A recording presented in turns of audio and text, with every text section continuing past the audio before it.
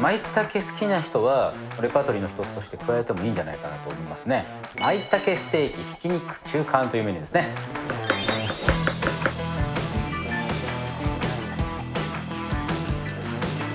舞茸好きな人は本当焼くだけでも多分ねすごく好きだと思うんですけど、舞茸ですってこう主張した料理の方が僕はいいと思うので、舞茸は大きめに焼いてジューシーに仕上げる。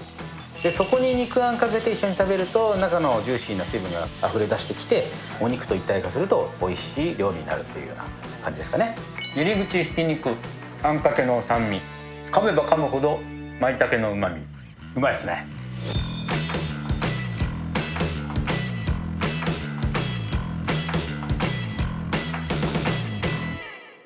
皆さんこんにちは。今日のごちそうさまチャンネルは舞茸ステーキひき肉中間というメニューですね。舞茸好きな人は舞茸料理のそのレパートリーの一つとして加えてもいいんじゃないかなと思いますね。ひき肉中間って難しそうなんですけど、本当にちょっとだけひき肉使うんですよ。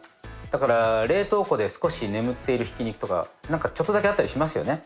それを使ってパパッと作れる舞茸メニューですね。じゃあ材料説明ですね。舞茸結構大きいですよ今日は、200g ぐらいかな。しっかりしてますね。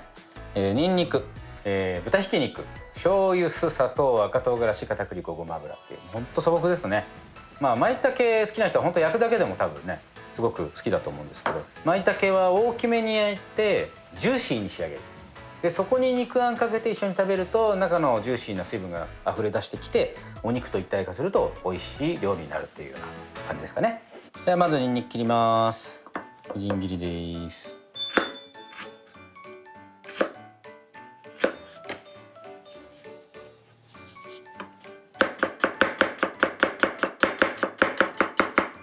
そんな細かくなくていいですね。そしたらここからフライパンにごま油ざっとひいて火つけますと。で小さくしちゃうと美味しくないんですよ舞茸は。だから大きめに。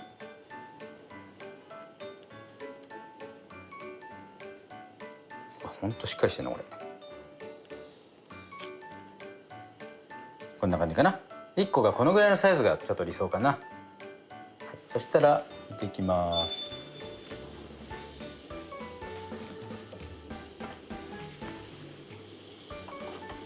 でこのままジューッと炒めていきますね。そしたら次に調味料を合わせておきます。お酢、醤油、赤唐辛子、お砂糖で片栗少々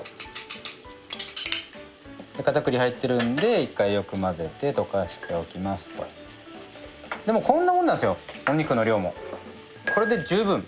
なぜなら舞茸がジューシーだから。本当舞茸好きな人は好きですよね。天ぷらそばに舞茸天ついてるという理由で天ぷらそば食べたりしますよね。ちょっとねここで丁寧に焼き目をつけて蒸し焼きっていう感じですかね。サイズ大きいから。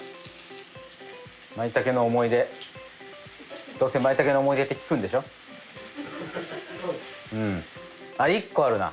青森の野源温泉っていうところがあって、そこに民宿があるんですね。でそこの女将はものすごい料理上手で有名な方できのこ取り名人でもあるんだよね。でこんなすごい幻の超巨大舞茸取ってきて年に1回だけそのシーズンご飯炊くんですよ。その炊き込みご飯が超うまい。俺はねほんとうまいね。こんな感じ。焼き目こんな感じ。舞茸はね香りが強いですよね。だから料理にアクセントとしても使える食材ではありますね。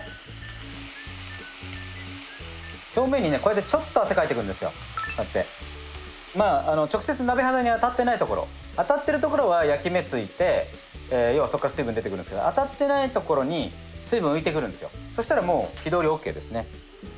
さあここににんにく入れてちょっとにんにく焦がしめに軽くね。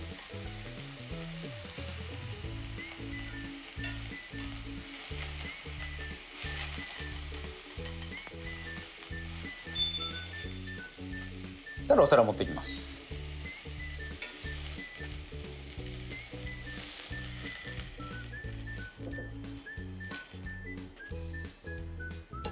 ったらここに同じフライパンで構わないのでひき肉入れて、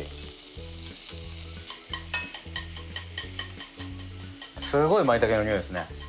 さすが香り舞茸と言われるだけありますね。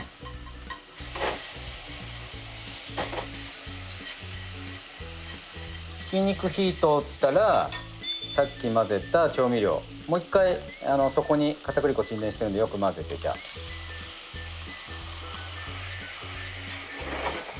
一瞬でとろみつくので結構重めです。でとろみついたら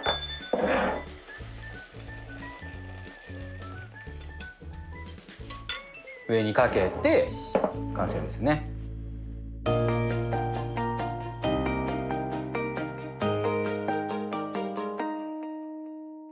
じゃあ熱々をいただきたいと思います。いや舞茸のいい香りがしておりますですよ。ひき肉と一緒に取ってのせて、こんな感じかな。いただきます。うまい。入り口ひき肉、あんかけの酸味、噛めば噛むほど舞茸の旨味、うまいですね。もうこうやって上にかける。やっぱ舞茸ってなんていうかな、こう一体感持つよりもちゃんと舞茸ですってこう主張した料理の方が僕はいいと思うので、こうやってあんかけにするとそれが楽しめますね。舞茸もいっぱい今スーパーで売ってますからね。ごちそうさまでした。